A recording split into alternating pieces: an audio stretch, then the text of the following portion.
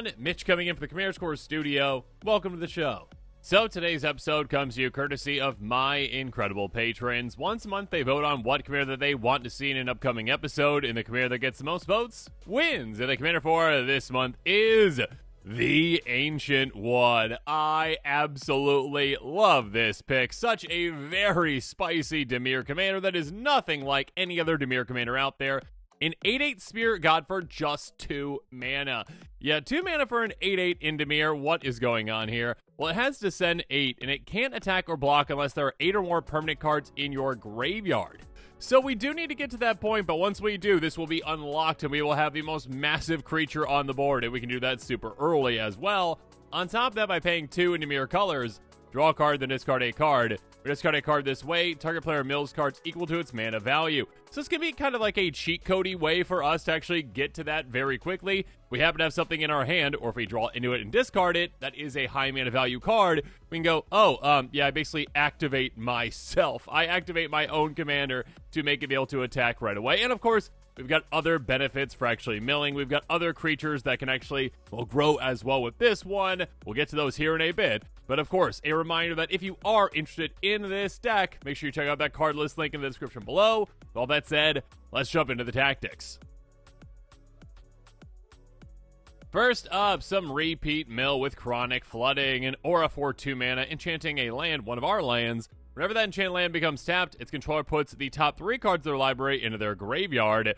Yeah, basically mill 3 every single time you tap that land, which you're going to be doing every single chance you can. So basically mill 3 every single turn for just 2 mana. What's not to love about that? Jace's Erasure. Now this one's a very good card as well. Enchant for 2 mana in blue. Whenever you draw a card, you can have target player mill 1, which is going to be us. We're going to just keep milling ourselves. Basically, every single time we draw a card, whether it's our normal, just regular draw, whether it's a draw thanks to our commander or anything else, we're going to be milling ourselves.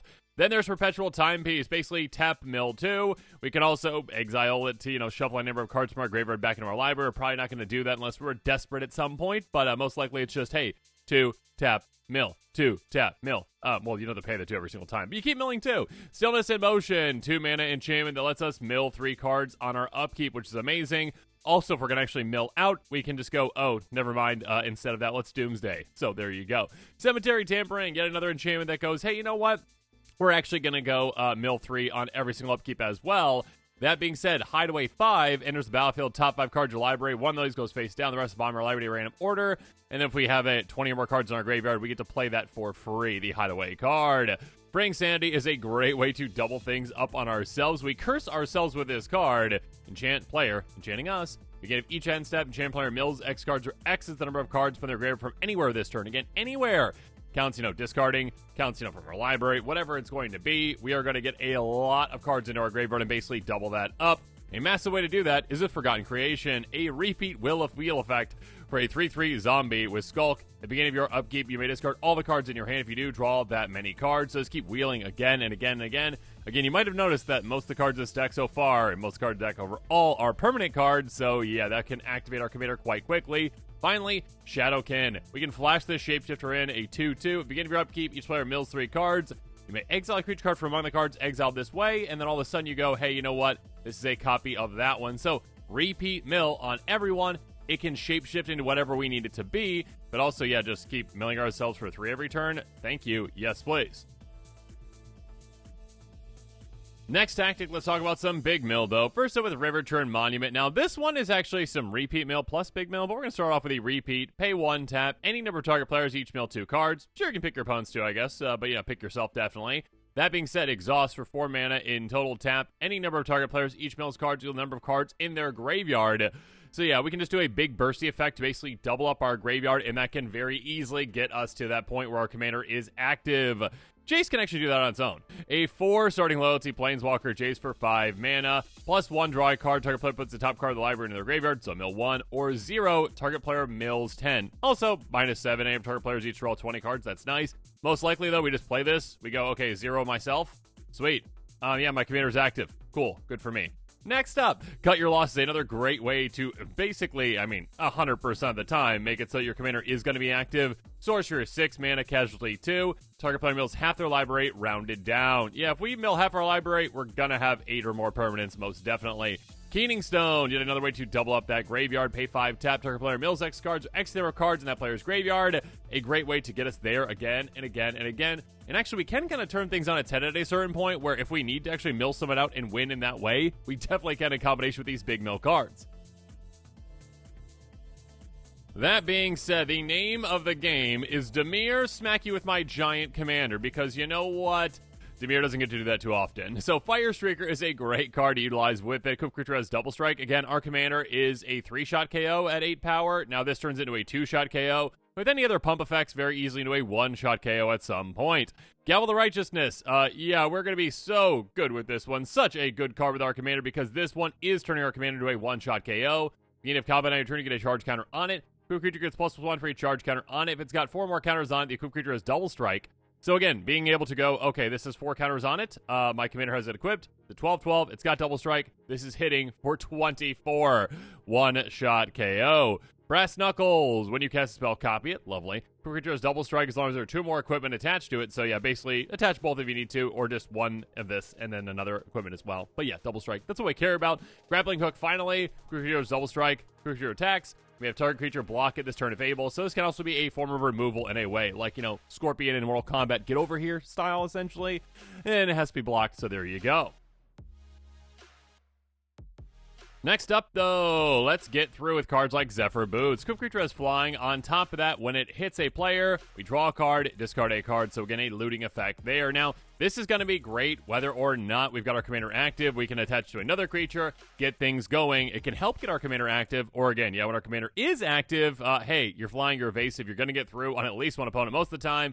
And of course, a combination with double strike, keep in mind, it doubles up that trigger as well. Moving on. Key to the City. Tap, discard a card. 1 creature can't be blocked this turn. Becomes untapped. You can pay 2 if you do draw a card. Kind of like a delayed rummaging effect right there, but what is important here is, oh, you're unblockable. Sweet. Oh, by the way, I'm adding cards to my graveyard. Sweet. Awesome. Commander, get through. Mask of Riddles. Equipped creature has Fear. Again, can't be blocked except by artifact creatures and or black creatures. Whenever equipped creature deals combat damage to a player, you may draw a card. So yeah, some card advantage there on top of some evasion too.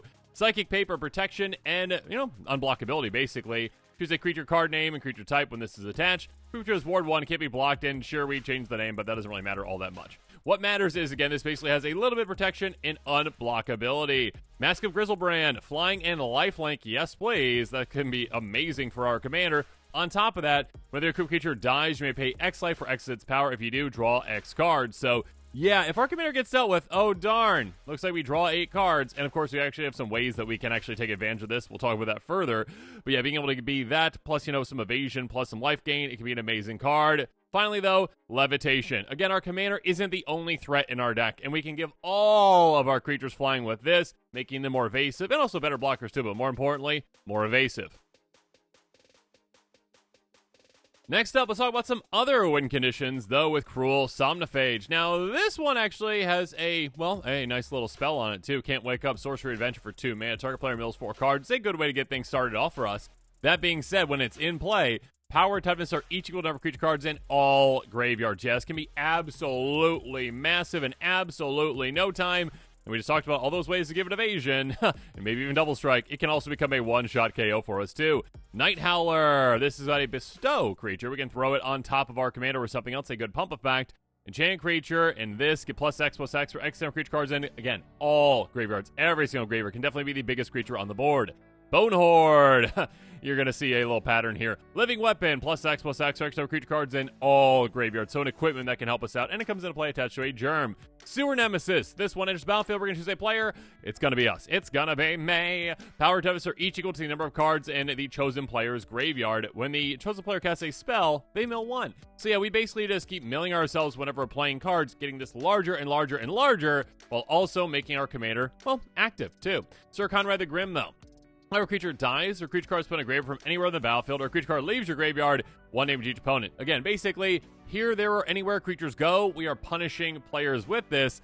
And of course, we can, force mill on cards as well with this too, which can be quite great. But yeah, this can actually be a nice little combo piece too, with like Cut Your Losses, a great card. Finally though, Necron Monument. Oh my goodness, this card is amazing. 7/7 vehicle, flying, indestructible, 7 mana, attacks, mill 3 cards, so repeat mill there. For each creature card milled this way, create a 2/2 black Necron Warrior artifact creature token, and it's got crew 4. Again, if our commander can't attack or block, at least it can crew, and then also, well, build itself up with something like this. Next up, let's talk about some ways to dig down into our deck further. Rona, Herald of Invasion's a great one. A looter for us. Whenever you cast a legendary spell, you can untap it and tap, draw a card, discard a card. You can also transform it, turns into an obliterator. It's got trample. Whenever a source deals damage to it, that source controller exiles cards at their hand from random. It's a land from the battlefield under control, otherwise cast it for free. This can be another great threat for us. Vohar, though, is another great looter for us. Tap, draw, then discard. If you discard instant sorcery, you drain people. That's nice. You can pay 2 and sacrifice it, though, to cast in sorcery card from your graveyard this turn. If you need to do that, great. If not, though, it's just a great looter for us. Altar of the Wretched, though, can be a fantastic one. Enters the battlefield, you may sacrifice a non-token creature. When you draw X cards and mill X cards, X that creature's power. This can be a great way to set ourselves up with our commander. Turn 2, play your commander. Turn 3, play this. Sacrifice your commander. Yeah, it's going to, put some commander tax on your commander, but that's okay. You draw 8 cards, you mill 8 cards, and your commander's probably active next turn when you play it, again, for 4 mana. Can be quite nice. On top of that, you can craft it if you really need to. Cool, good for you. But you know what you really care about is just that ETB awesomeness. Yes, please. That being said, Frantic Search, a great card that is basically free. Draw 2, discard 2, untap to 3 lands. What's not to love about that? Cure the Rising Tide, draw 2, discard 2. On top of that, if there are 7 more cards in your graveyard that threshold, may create Sign of the Deep, a legendary 8/8 blue octopus creature token. Yeah, we're going to be getting there quite quickly, quite effectively, quite early. This can be quite the threat. Mask of the Schemer, though. Creature deals combat which a player connives X or X amount of damage dealt to that player. Again, we've got a lot of creatures that can hit quite massive, including our commander. So yeah, being able to go, okay, dig down into our deck, discard a bunch of cards, get more counters on them. Lovely. Monastery Siege, though. ATBs, cons, or dragons. If you choose cons, you get to loot at your upkeep. That's quite nice. That being said, dragons as well, a good one too. Spells your opponent's cast, the target you or a permanent you control costs 2 more to cast. Kind of like a ward 2 without, abilities affecting. That being said, still a very good way to protect your things. Ever-flowing well, enters the battlefield, mill 2, draw 2.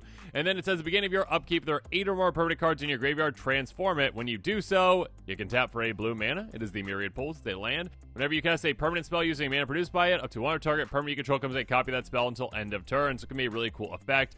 Then there's Ancient Excavation, again, one of the very few instant sorceries in this deck, but a very good one. You can basic land cycle away if you need a land early, or you cast it and says draw cards equal to the number of land cards in your hand, and then discard a card for each card drawn this way. Basically, double up your hand size, and then shrink it back down, and get a lot of cards in your graveyard.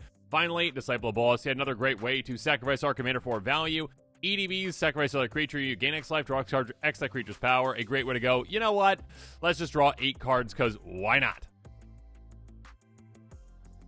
When it comes to removal, we've got a lot of permanents that can help out with that as well. With our next tactic, Accursed Marauder is a great one. ETB, each player sacrifices a non-token creature for just 2 mana. At 3 mana, Flashbang Marauder does the exact same thing, except doesn't specify non-token. Merciless Executioner, exact same thing. Plaguecrafter, exact same thing, but, each player who can't sacrifice a creature or a planeswalker has to discard a card, which can be quite nice. Neverall's Disc, 4 mana, enters, tap a 1, tap destroy artifacts, creatures, and enchantments. A nice panic button for us if we need it. Terror Tide. All creatures get -X for X number of permanent cards in your graveyard. It can be a good way to set ourselves up for our commander's first appearance, basically, essentially. Archfiend of Depravity, a great way to control our opponent's boards. It's a 5/4 flyer. At the beginning of each opponent's end step, the player chooses 2 creatures they control, then sacrifices the rest. All-Seeing Arbiter, a 5/4 flyer, enters the battlefield or attacks. Draw 2, discard 1, so a great repeat loot effect for us. Or discard a card. Target creature opponent controls gets -X/-0 until your next turn. Rex the number of different mana values among cards in your graveyard. Yeah, being able to go, hey, you know what? That creature just doesn't matter anymore. That creature has basically no power. Singularity Rupture, though, is so spicy. Destroy all creatures, then any number of target players each mill half their library rounded down. Again, we are basically going to be guaranteed to have, well, enough cards in our graveyard for our commander. But of course, again, this can combo with certain other cards that we have that can mill our opponents out. Finally, Butcher Malakir, a great way to control the board. Whenever another creature control dies, each opponent sacrifices a creature. We've got plenty of ramp to get something amazing like this out to really control things. Next up, let's move on to some ramp, though. First up, there's Wayfarer's Bubble. Pay 2, tap, sacrifice this, get a basic land to play, tapped. Everflowing Chalice, very flexible mana ramp, cost 2, taps for 1, cost 4, taps for 2, etc., etc., etc. Arcane Signet, cost 2, taps for either of our colors. Charcoal Diamond, enters battlefield, taps for a black. Then we've got, well, Sky Diamond, exact same thing, but it's going to tap for a blue. Cold Steel Heart is one that is somewhat similar, but we actually can choose. Enters battlefield, choose a color. and you get taps for that mana of that color. Then we've got Deranged Assistant. This one is a creature that can help us out. We tap, we mill a card, and we actually add one. Milliken's going to do the exact same thing for us as well, so again, being able to add into our graveyard at the same time as we are ramping, that's quite nice. Demir Signet is going to filter our mana into our colors. Mind Stone we can sacrifice if we need to draw a card, again, getting more permanents in our graveyard as well when we do so. Talisman of Dominance can tap for a colorless or tap for one of our 2 colors for 1 damage. That's no big deal at all. Skyclave Relic at 3 mana. It's going to be an indestructible mana rock that taps for any color, but we can also kick it for 3 more mana and get 2 tap token copies of it. So that's a lot of value to be had there. Sonic Screwdriver taps for only 1 mana at 3. You can also pay 1 to tap to untap another target artifact, pay 2 to tap to scry 1, or most importantly, pay 3 to tap and target creature can't be blocked this turn, making our commander unblockable. That can be game ending. Finally, Worn Power Stone costs 3, enters tap, taps for 2. Last up, though, let's start with some great lands, starting off with Cephalid Coliseum. It taps for a blue, 1 damage to us. Oh no! But we got Threshold. We can pay a blue, tap, sacrifice it. Target player draws 3, discards 3. Only if there are 7 more cards in your graveyard. A great way to get a lot of value out of this. We get there quite quickly.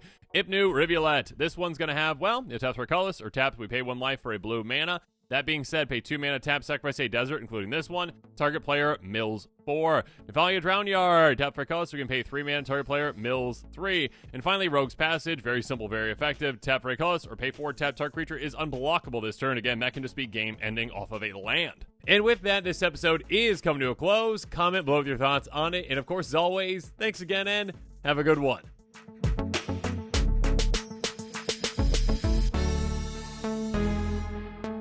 This show and episodes like this one are possible thanks to viewers like you. If you're looking for an easy way to help support this show, make sure that you like, share, and subscribe. Also, hit that bell notification icon so you don't miss any new episodes. You can also go check out our playmats and other merchandise at thecommandersquarters.com. Another easy way to support this show is with our TCG player affiliate links. So whether you're buying a deck or individual cards, you can use this general link right here or one in the description. And the final way that you can support this show is by supporting us directly by becoming a patron. There are many benefits to being a patron, and I truly couldn't do this without all of their support.